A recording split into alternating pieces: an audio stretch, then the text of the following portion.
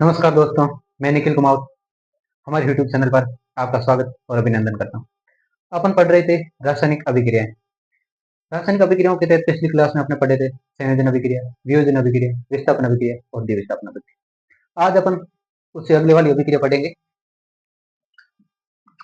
तो अपन पढ़ रहे थे रासायनिक अभिक्रियाएं।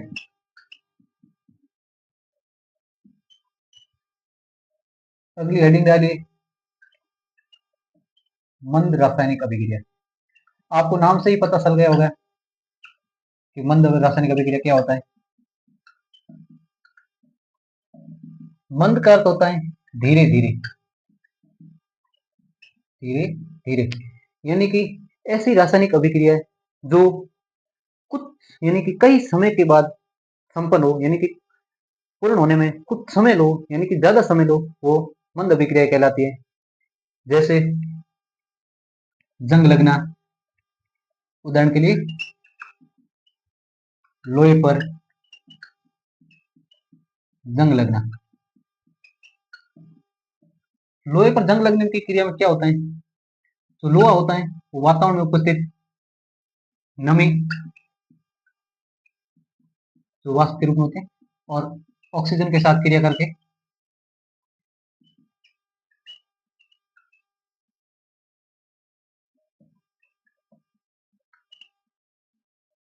फेरिक ऑक्साइड का निर्माण करता है।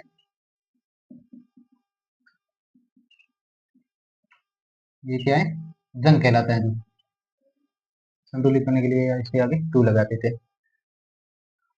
जंग में लगने की क्रिया में जो भार है वो लोहे का भार है जो बढ़ जाता है। क्यों?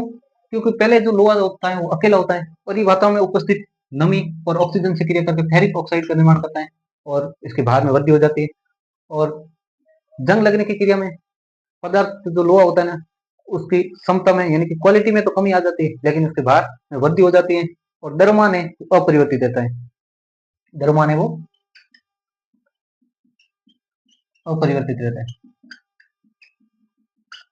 ये ध्यान रखना कि भार में वृद्धि हो जाती है और द्रव्यमान है वो अपरिवर्तित रहता है। ये दोनों ही अलग अलग एग्जामों में पूछ रखा है कि संसान की क्रिया या जंग लगने की क्रिया में जो पदार्थ का भार है उसमें क्या प्रभाव पड़ता है। तो भार है जो बढ़ जाता है और द्रव्यमान है जो अपरिवर्तित रहता है। किसी भी वस्तु का द्रव्यमान है उसमें के साथ कुछ भी छेड़छाड़ की जाए तो उसका द्रव्यमान हमेशा ही अपरिवर्तित रहता है, क्योंकि किसी भी पदार्थ के नाभिक में जो परमाणु होते हैं वो निश्चित ही रहते हैं। उसके उस पदार्थ को सही कितने भी छोटे छोटे कणों में तोड़ टुकड़े कर दिए जाए या उसको बड़ा बना दिया जाए, लेकिन उसका द्रव्यमान है जो अपरिवर्तित रहता है। और अगला है सांदी पर हरी परत का निर्माण। सांदी पर हरी परत का निर्माण क्यों होता है? क्योंकि जो सांदी होते हैं, सॉरी, सांदी पर काले रंग की परत का निर्माण।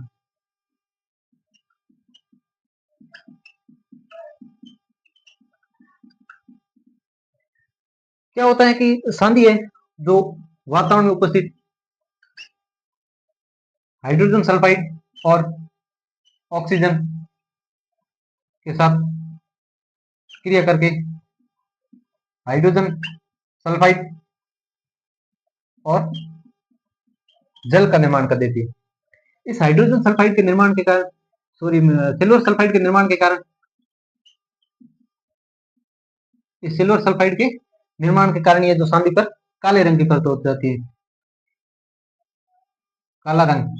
क्यों? क्योंकि इसकी प्रकृति है या अपन कह सकते हैं इसका रंग है जो ब्लैक होता है। और अगला है तांबे पर हरी परत का निर्माण।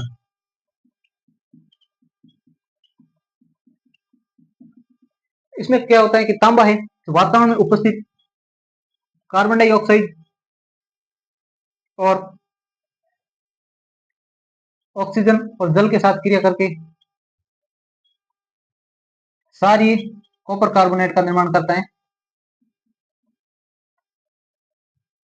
सारी कॉपर कार्बोनेट, इस सारी कॉपर कार्बोनेट के निर्माण के कारण इस पर जो हल्की भूरी हल्की हरी परत का निर्माण हो जाता है, सारी कॉपर कार्बोनेट।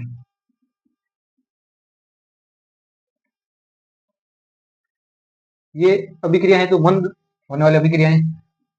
और इसके अलावा अपन देख सकते हैं कि प्रकाश की अनुपस्थिति में हाइड्रोजन और क्लोरीन की अभिक्रिया की जाए, हाइड्रोजन प्लस क्लोरीन की अभिक्रिया से हाइड्रोक्लोरिक हाइड्रोजन क्लोराइड का निर्माण होता है, लेकिन प्रकाश की अनुपस्थिति में। इस अभिक्रिया को सर्वप्रथम है जो विजमैन ने कही थी, विजमैन ने इस क्रिया को करवाया। विजमैन ने लगभग 13 साल तक एक बंद कमरे में हाइड्रोजन और क्लोरीन की क्रिया कराई। तो ये अभिक्रिया है जो केवल 3% ही पूर्ण हो पाई। तो इससे उन्होंने सिद्ध कर दिया कि ये जो ये अभिक्रिया है धीरे धीरे होने वाली यानी कि मंद अभिक्रिया है। विजमैन वही है जिन्होंने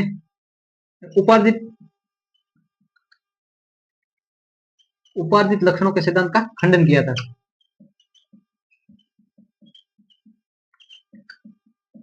इन्होंने क्या किया, इन्होंने कहा कि उपार्जित लक्षण होते हैं वो हमें वातावरण से प्राप्त होते हैं, यानी कि अपन जन्म लेने के बाद सीखते हैं और वो अपनी अगली पीढ़ी में स्थानांतरित नहीं होते हैं। यानी कि अपन जो अपने माता पिता से इनको ग्रहण न करके आप अपने आसपास के वातावरण से ग्रहण करते हैं, और ये जो अपने ग्रहण किए वो अपनी संतान में दिखाई नहीं देते। जैसे कि अगर कोई किसी का पेरेंट है जो टीचर है और तो बच्चा भी टीचर बनो, ये जरूरी नहीं है। इसके लिए उन्होंने क्या किया, 2 सुए लिए जिनकी पूंछ को काट दिया और उनके बीच संकरण कराया। तो इन्होंने ऐसी 21 सुओं की 21 पीढ़ियों के साथ ऐसा कार्य दोहराया। तो उन्होंने हर बार पाया कि जो सुआ है वो पूंछ के साथ उत्पन्न होता है, यानी कि उत्पन्न होने वाली संतान के पूंछ होती है। तो इन्होंने सिद्ध कर दिया कि जो उपार्जित लक्षण है वो अपने माता पिता से नहीं मिलते, बल्कि अपन ये अपने वातावरण में सीखते हैं। और अगली अभिक्रिया है पिरुव अभिक्रिया।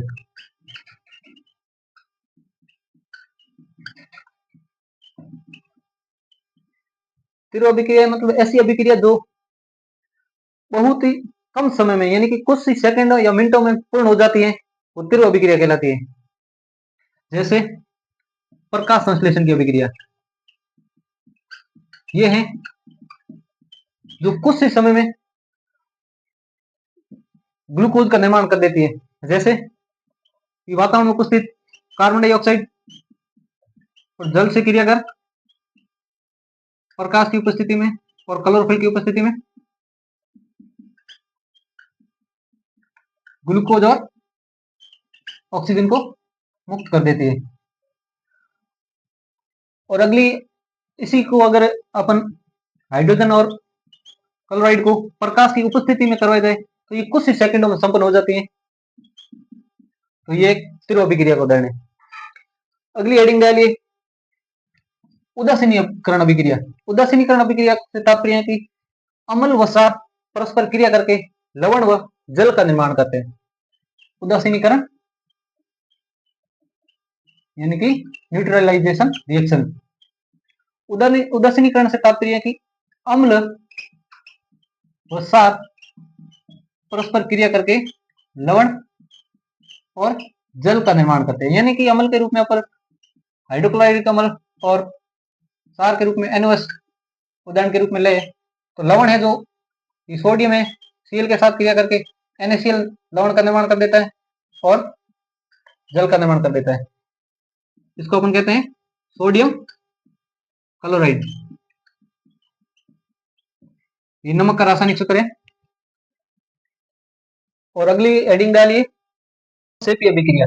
उष्मा सेपी अभिक्रिया से तात्पर्य है कि ऐसी अभिक्रिया जिसमें उष्मा का उत्सर्जन हो, यानी कि उत्पाद के निर्माण के साथ साथ उष्मा का उत्सर्जन भी हो। जैसे कार्बन और ऑक्सीजन, यानी कि कोयले का दहन करने पर कार्बन डाइऑक्साइड गैस का निर्माण होता है और साथ में उष्मा का दहन होता है। यानी कि किसी भी वस्तु का दहन करने पर उसमें से उष्मा मुक्त होती है। जैसे कि अपन कोयला जलाते हैं, लकड़ी जलाते हैं, या प्राकृतिक गैस का दहन है, ये इंपॉर्टेंट है, प्राकृतिक गैस का दहन। किसी भी पदार्थ का दहन करने पर उसमें से उष्मा मुक्त होगी, तो वो रासायनिक अभिक्रिया में कौन सी अभिक्रिया होगी? उष्मा सेपी अभिक्रिया। और अगली हेडिंग डालिए उष्मा शोषी अभिक्रिया। उष्मा शोषी से तात्पर्य है कि ऐसी रासायनिक अभिक्रिया जिसमें अभिकारक के उष्मा को ग्रहण करके उत्पाद का निर्माण करे तो उष्मा शोषी अभिक्रिया कहलाती है। उष्मा शोषी अभिक्रिया। अभिकारक है तो क्या करते हैं, उष्मा शोषण या ग्रहण कर लेते हैं। उदाहरण के लिए जो संगमरमर होता है ना, ये उष्मा को ग्रहण करके कैल्शियम ऑक्साइड और कार्बन डाइऑक्साइड में टूट जाता है। ये अपने पहले बता रखा है मेरे ही कि इसे संगमरमर कहते हैं और इसका रासायनिक नाम कैल्शियम कार्बोनेट होता है। ये मैंने संयोजन अभिक्रिया में आपको बताया था। अगली हेडिंग डालिए, उत्क्रमणीय अभिक्रिया। उत्क्रमणीय अभिक्रिया से तात्पर्य ऐसी अभिक्रिया जो दोनों दिशाओं में संपन्न हो। दोनों दिशाओं से तात्पर्य है कि अग्र दिशा में भी और पश्चिम दिशा में संपन्न हो। जैसे नाइट्रोजन और हाइड्रोजन परस्पर क्रिया करके अमोनिया का निर्माण करते हैं और अमोनिया है जो वापस टूटकर हाइड्रोजन और नाइट्रोजन का निर्माण करता है। ये एकमात्र ऐसी रासायनिक अभिक्रिया है जिसमें कभी भी अभिकारक है उसकी सांद्रता शून्य नहीं होती, क्योंकि ये रिएक्शन इस दिशा में होती है तो अमोनिया का निर्माण होता है और ये अभिक्रिया पूर्ण नहीं होती है, उससे पहले ये अमोनिया है वापस नाइट्रोजन और हाइड्रोजन में टूट जाती है, तो इसमें जो सांद्रता है कभी भी अभिकारक की शून्य नहीं रहती है। अगली अभिक्रिया है अनुत्क्रमणीय अभिक्रिया। अनुत्क्रमणीय अभिक्रिया। अनुत्क्रमणीय अभिक्रिया से तात्पर्य है कि ऐसी अभिक्रिया जिसमें एक ही दिशा में संपन्न हो। जो अभिक्रिया एक ही दिशा में संपन्न हो यानी कि वो वापिस उत्पाद है वो अभिकारक के रूप में काम नहीं कर सकता है। जैसे जितनी भी विस्थापन अभिक्रिया है वो उत्क्रमणीय अभिक्रिया, अनुत्क्रमणीय अभिक्रिया का उदाहरण होती है। उदाहरण के लिए जिंक है जो कॉपर सल्फेट से क्रिया करके जिंक सल्फेट का निर्माण कर देता है और कॉपर को अपने स्थान से हटा देता है। ये दोबारा से रिवर्सिबल नहीं होती। क्यों? क्योंकि जिंक है जो कॉपर से ज्यादा क्रियाशील है और कॉपर इस कम क्रियाशील होने के कारण इसको रिप्लेस नहीं कर पाता है। इस कारण ये अभिक्रिया वापिस रिवर्सिबल नहीं होती है। हम कह सकते हैं कि विस्थापन अभिक्रिया है जो अनुत्क्रमणीय अभिक्रियाओं का उदाहरण है। आज के लिए इतना ही। आने वाली क्लासों में अपने अगली वाली अभिक्रिया पढ़ेंगे, जैसे अपसेन, उपसेन, रेडॉक्स, आदिवासी अभिक्रियाओं को अपने अगली वाली क्लास में पढ़ेंगे। वैकेंसी आ गई है, वो 80 पोस्ट हैं, 10,000 प्लस पोस्ट हैं और सबसे बड़ी बात यह है कि इसको 2024 की सीईटी में रखा है, तो 2 साल हो गए सीईटी हुए में, तो भीड़ा कम है और कई सीईटी के तहत वैकेंसी पहले आ चुकी है। जैसे ये एलडीसी खुद ही 2024 वाले में जो 2023 में 24 में हुई थी वो इसी सीईटी के तहत हुई थी। और कांस्टेबल है, कई सारे एग्जाम हो गए और सबसे बड़ी ये फोर्थ ग्रेड भर्ती, ये भी इसमें जो शामिल स्टूडेंट है उन्होंने भी ये सीईटी दे रखी है, तो इसमें से ज्यादातर वापस एलडीसी नहीं देंगे। और वीडियो है, पटवार है, ये कई भर्तियां संपन्न हो गई तो बच्चे मतलब भीड़ा कम हो गया है। तो आप ये मौका गवाएं नहीं, लगातार पढ़ते रहे, मेहनत करते रहे और अपनी सीट सुनिश्चित कीजिए। धन्यवाद।